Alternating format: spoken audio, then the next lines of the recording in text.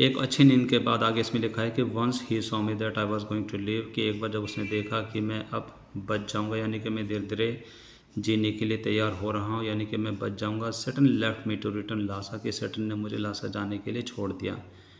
As a Buddhist, एक बौद्ध की भांति, यानी कि एक बौद्ध की तरह, ही टोल्ड में उसने बताया कि ही न्यू दैट, कि वह जानता है कि it did not really matter, कि यह कोई बड़ी बात नहीं, यानी कि इससे कोई ज़्यादा फर्क नहीं पड़ेगा इफ़ आई पास्ट अवे, कि अगर मेरी मृत्यु हो जाती है।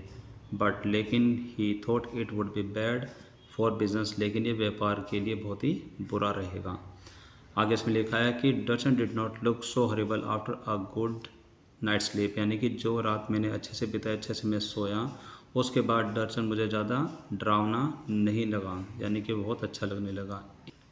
इट वॉज स्टिल डस्टी, कि वहाँ पर अभी भी धूल मिट्टी थी, partially derelict and punctuated by heap of rubble and refuges, कि वहाँ पर अभी भी धूल मिट्टी चढ़ी थी और एक अलग थलग पड़ा हुआ एक स्थान था और हर तरफ कूड़ा करकट का ढेर लगा हुआ था।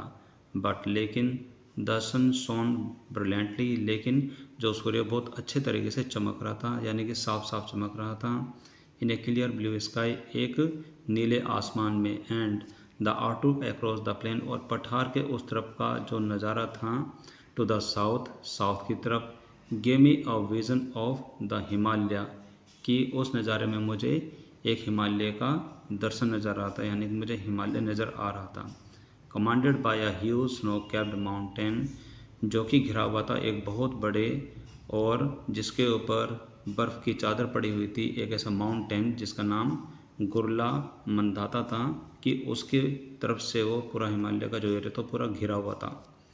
With suspended over it's mid, जिसकी चोटी के ऊपर हल्के हल्के बादल छाए हुए थे, ऐसा लग रहा था जैसे कि बादल ने वहाँ पर तिनकों के रूप में उसको घेरा हुआ है, यानी कि जिसकी चोटी पर बादल तिनकों के रूप में घिरे हुए थे। है कि the town had couple of rudimentaries general stores, और जो एक कस्बा था इसमें थोड़े बहुत ही पुराने ज़माने की अविकसित दुकानें थी। यहाँ पर couple of rudimentary general store होता है कि छोटी मोटी नॉर्मल से एक दुकान बना दी जाती है, जो कि ज़्यादा विकसित, ज़्यादा डेवलप्ड नहीं है, ज़्यादा पक्के तौर पर नहीं बनाई जाती। तो इसमें लिखा है कि the town had couple of rudimentary general store selling, जो कि वहाँ बेचती है Chinese cigarette, soap and other basic provisions, जहाँ पर वहाँ पर चाइनीज़ सिगरेट, साबुन और अन्य जो साधारण जो सामान होते हैं उनको बेचा जाता है। एज वेल एज और साथ ही साथ the usual string of prayer flags, तो जहाँ पर जो पूजा पाठ के जो ध्वज वाले जो धागे हैं उनको भी बेचा जाता है। इन फ्रंट ऑफ वन, उनमें से एक दुकान के सामने, मैन गैदर्ड, बहुत सारे लोग जमा हुए थे। इन द आफ्टरनून, दोपहर बाद के समय में, for a game of pool, pool के एक खेल के लिए। द बेटर टेबल, वहाँ पर एक टूटी हुई टेबल थी, looking supremely incongruous in the open air, वहाँ पर जो खुला मैदान था, खुला हवादार जो मैदान था, वहाँ पर जो टूटी जो टेबल रखी हुई थी वो बहुत ही भद्दी नज़र आ रही थी। वाइल, जबकि नियर बाय, पास ही में, women washed their long hair in the icy water, कि वहाँ पर जो पास ही में जो ठंडा जो बर्फीला जो पानी था उसमें महिलाओं ने अपने बाल धोए थे, यानी कि अपने बाल धोने में व्यस्त थी। ऑफ ए नेरो ब्रुक, जो कि वो पानी था वो छोटे से जलधार थे, यानी कि एक छोटा सा एक बहता हुआ पानी था। That babble down past my guest house, जो कि मेरे गेस्ट हाउस के पास से होते हुए वो कल कल की आवाज़ कर रहा था, यानी कि उसमें से आवाज़ें आ रही थी। डरसन लेफ्ट रिलैक्स एंड अनहुरीड, जो डरसन था वो बड़ा आरामदायक और निश्चिंत नज़र आ रहा था। बट लेकिन फॉर मी, मेरे लिए, it came with a significant drawback, लेकिन ये मेरे लिए बहुत ही महत्वपूर्ण कमजोरी से भरा हुआ था, यानी कि यहाँ तक पहुँचने के लिए मैंने बहुत ही संघर्ष किया। देयर वर नो पिलग्रिम्स, और वहाँ पर कोई तीर्थयात्री भी नहीं थे। आगे इसमें लिखा है कि आई हैड बीन टोल्ड, कि मुझे बताया गया था, यानी कि वहाँ के लोगों ने मुझे बताया कि that the height of pilgrimage, कि जब तीर्थ यात्रा का अच्छा मौसम होता है, यानी कि जहाँ पर तीर्थ यात्रा अपने चरम सीमा पर होती है, सीज़न, यानी जो तीर्थ यात्रा का जो मौसम होता है जहाँ पर बहुत बड़ी मात्रा में जो लोग आते हैं, the town was bustling with visitors, कि जो कस्बा था ये लोगों से खचाखच भरा हुआ रहता है, यानी कि जो आगंतुक होते हैं, जो विजिटर्स होते हैं, वहाँ पर उस समय वह भरा हुआ रहता था। Many brought their own accommodation, बहुत से तो लोग अपने साथ ही अपने रहने का सामान लेकर के आते हैं। Enlarging the settlement around its edges and they set up their tents, और वो यहाँ पर आकर के अपने उस सामान को फैला देते हैं और वहाँ पर रहने की व्यवस्था कर लेते हैं। एनलार्जिंग द सेटलमेंट, और अपने व्यवस्था को यहाँ पर फैला देते हैं। अराउंड इट्स एज, इसके किनारों पर, यानी कि जो ये कस्बा था इसके किनारों पर भी ये फैल जाते हैं। As they set up their tents, क्योंकि वहाँ पर वे अपना टेंट तंबू वगैरह गाड़ देते हैं। विच इज स्पिल्ड डाउन, जिनको वहाँ पर नीचे फेंक दिया जाता है। ऑन द प्लेन, उन्हीं खुले मैदानों में, यानी कि उसी पठार में फेंक दिए जाते हैं। आगे इसमें लिखा है कि I had timed my arrival, कि मैंने भी अपने अराइवल की व्यवस्था for the beginning of the season, की सीज़न की शुरुआत के जैसी ही रखी थी। बट लेकिन it seemed I was too early, लेकिन ऐसा लगता है कि मैं बहुत ही ज़्यादा जल्दी में था, यानी कि मैं बहुत ही ज़्यादा जल्दी आ गया, ऐसा मुझे नज़र आ रहा था।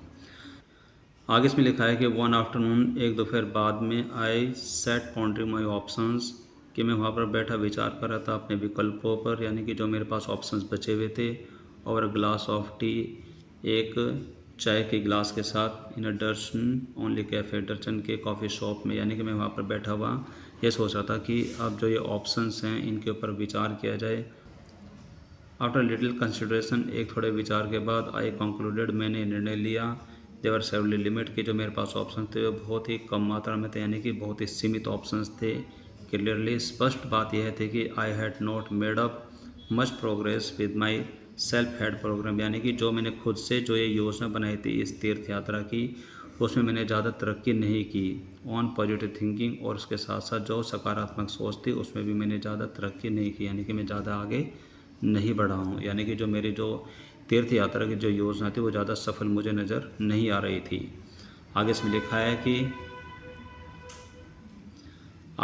कि इन माई डिफेंस, और अपने बचाव रक्षा के लिए, it had not been easy, यह आसान नहीं था। With my all sleeping difficulties, कि जो मेरे साथ जो सोने में जो दुख तकलीफ़ें जो मैंने फेस की उसके साथ वो ज़्यादा आसान भी नज़र नहीं आ रहा था, बहुत ही मुश्किल नज़र आ रहा था। बट हाउएवर, लेकिन जैसे तैसे, आई लुक्ड एट इट, कि अगर मैंने इसको भी देखा तो मैं इस नतीजे पर पहुंचा कि आई कुड ओनली वेट, कि मैं सिर्फ इंतज़ार ही कर सकता था।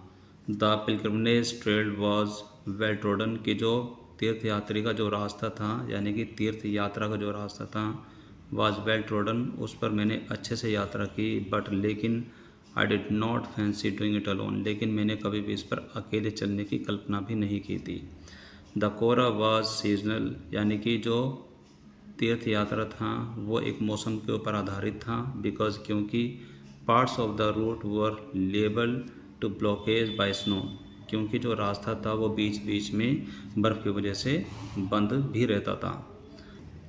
आई हैड नो आइडिया, कि मुझे कोई भी अंदाज़ा नहीं था, वेदर और not the snow had cleared और नॉट, यानी कि मुझे अंदाज़ा नहीं था कि जो रास्ते में जो बर्फ़ पड़ी हुई रहती है वो वहाँ पर साफ़ थी या नहीं थी।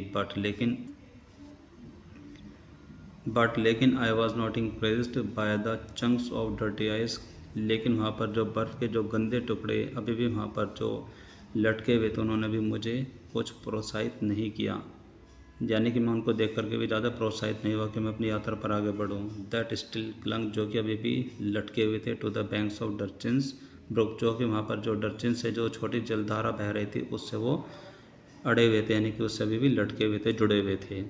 सिंस, हाँ, आगे इसमें लिखा है कि सिंस सैटर्न हैड लेफ्ट, कि हालांकि सैटर्न जा चुका था। I had not come across anyone in Darchen, कि मुझे डर्चिन में कोई भी ऐसा व्यक्ति नहीं मिला।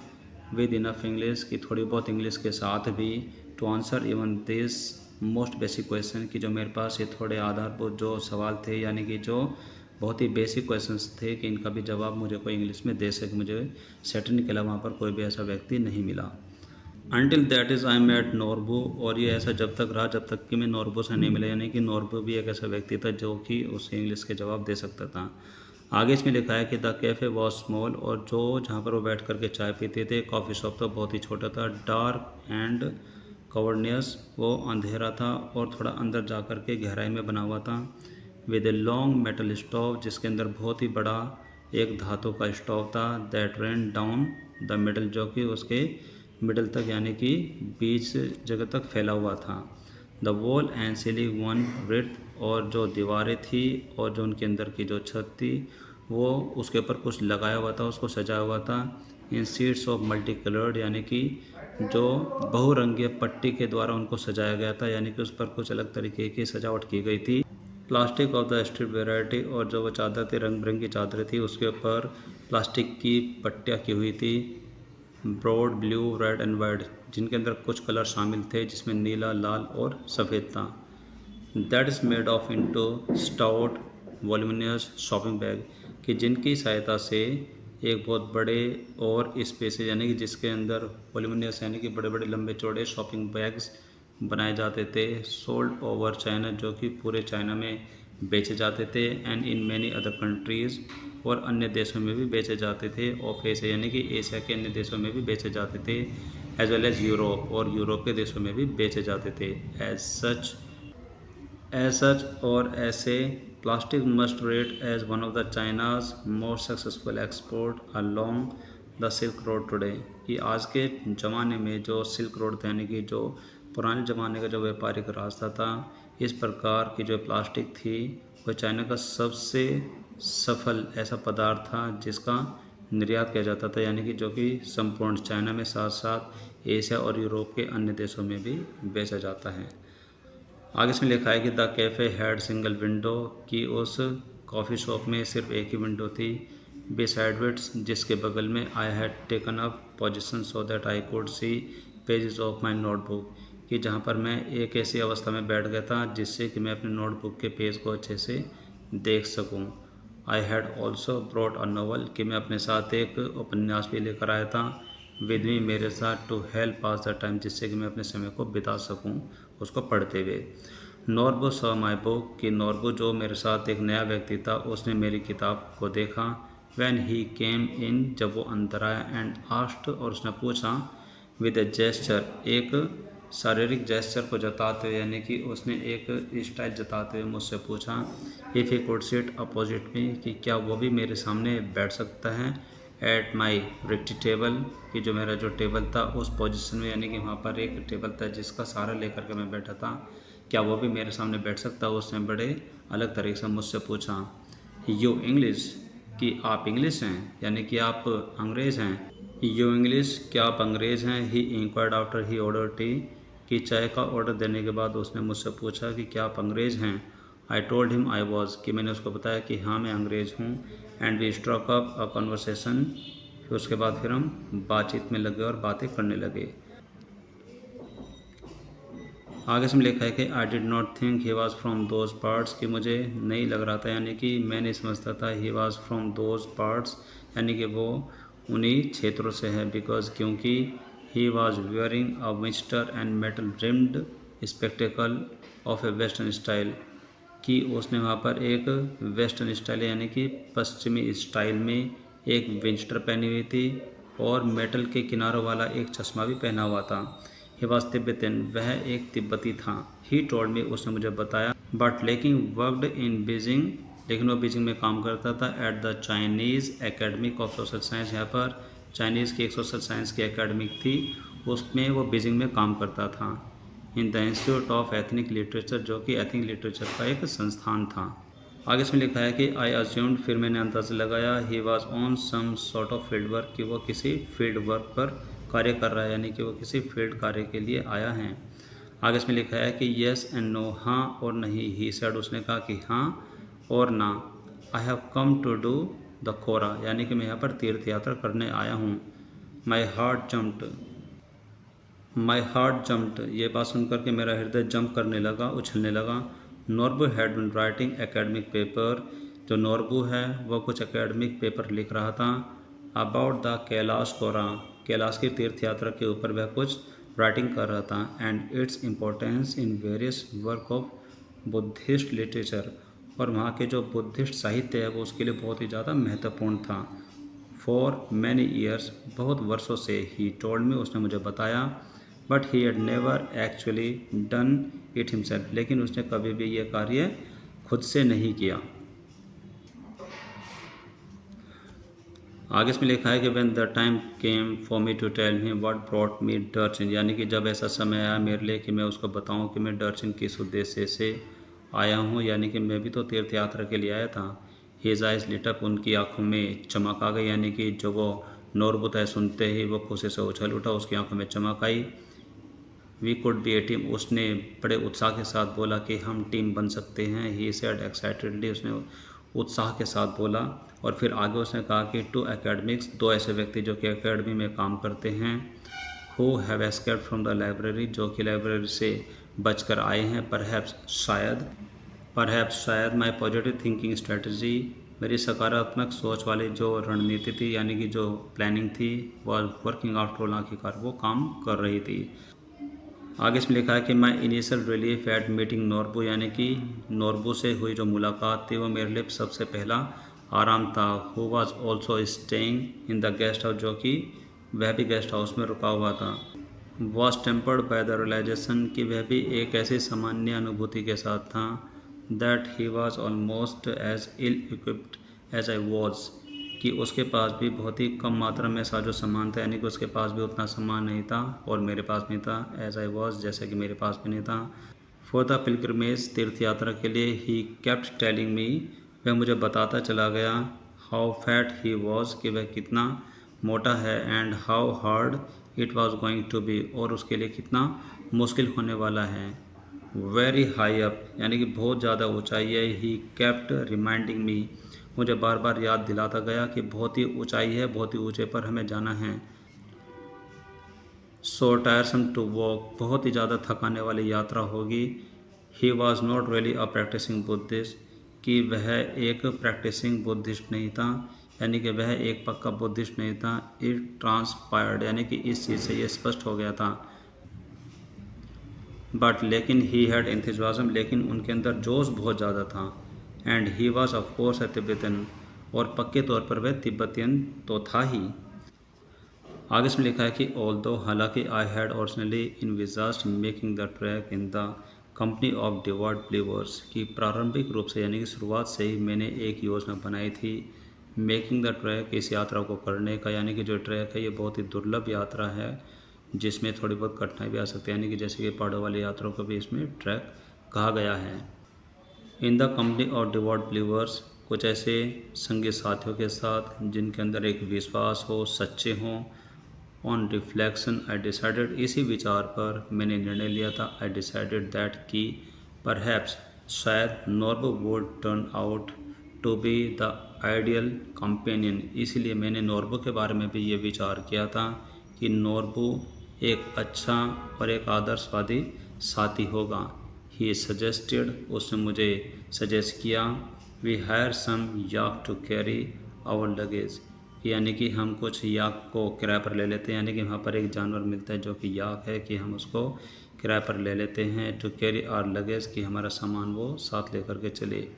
विच, जो I interpreted as a good sign, जो कि मुझे एक अच्छा संकेत नज़र आया।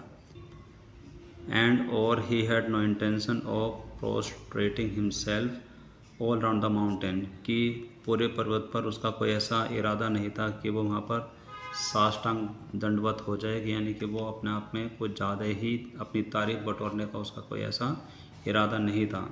नॉट पॉसिबल, संभव नहीं है। ही क्राइड, वह चिल्लाया, collapsing across the table in hysterical laughter, कि वो बहुत ही भद्दे तरीके से हंसते हुए टेबल से टकराते हुए जब वो नीचे गिर गया तो उसने कहा कि संभव नहीं है। It was not his style, यह उसका स्टाइल नहीं था, यानी कि यह उसकी शैली नहीं थी। It was not his style, यह उसका स्टाइल नहीं था। एंड एनीवे, और जो भी हो, his tummy was too big, लेकिन जो भी हो, उसका जो पेट था वो वाकई में बहुत बड़ा था। Well my dear students, I hope कि आपने इस पूरे चैप्टर को बड़े ध्यान से सुना होगा, एक एक बात को समझने की कोशिश की होगी। जो ये सिल्क रोड है, ये किसी पुराने ज़माने में एक चाइनीज़ व्यापारिक, यानी कि जो भारत से तिब्बत होकर के चाइना की तरफ एक व्यापार के लिए एक रास्ता बनाया गया था, जहाँ पर जो मुख्य पदार्थ था सिल्क, जिसका वहाँ पर व्यापार हुआ करता था। और जो हमारे जो राइटर हैं वह यहाँ पर एक तीर्थ यात्रा के लिए आए हुए थे, लेकिन उनको कोई आइडिया नहीं था कि वो एक ऐसे मौसम में तीर्थ यात्रा के लिए आ रहे हैं जहाँ पर बाकी सब लोग इतने ज़्यादा इंटरेस्टेड नहीं होते, उनको लगा था कि वो कुछ ज़्यादा जल्दी आ गए हैं। और जो सैटर्न उनके साथ है, जो कि एक ड्राइवर के रूप में उन्होंने काफ़ी सहायता की। एक समय पर जब हमारे जो ये लेखक हैं वो बीमार पड़ गए तो उनके ठीक होने के बाद सैटर्न ने उनको लासा जाने के लिए छोड़ दिया। उसके बाद फिर आगे जा कर के नॉर्बो से मिले। नॉर्बो से मिलने पर उन्हें पहली बार ये एक अच्छी फीलिंग आई, यानी कि उनको एक ऐसा आराम मिला कि हाँ, दो ऐसे व्यक्ति हैं जो जिनका मकसद एक जैसा है, यानी कि वह भी तीर्थ यात्रा के लिए आए हुए थे। लेकिन जो नॉर्बो था वो दिखने में बहुत ही अलग तरीके का आदमी था। वो एक बड़े पेट वाला व्यक्ति था और था तो वो तिब्बती, लेकिन वो अपने आप को एक बौद्धिस्ट के रूप में प्रकट करता था। लेकिन उसकी बातों से ये बिल्कुल भी प्रकट नहीं होता था कि वो एक सचमुच का बौद्धिस्ट हो। आज की क्लास में सिर्फ इतना ही, और मुझे यह भी आशा है कि आपने इस पूरे चैप्टर को ध्यान से सुनते हुए अपनी इंग्लिश को भी इम्प्रूव करने की कोशिश की, क्योंकि जब आप किसी भी चैप्टर को सुनते हो उसमें आपके सामने कुछ अलग तरीके के वर्ड्स आते हैं, तो आप उनके लिए कोई भी सहायता ले सकते हैं, किसी डिक्शनरी को ले सकते हैं, लेकिन आपको पूरा ध्यान, पूरा फोकस करके किसी भी चैप्टर को अच्छे से सुनना चाहिए।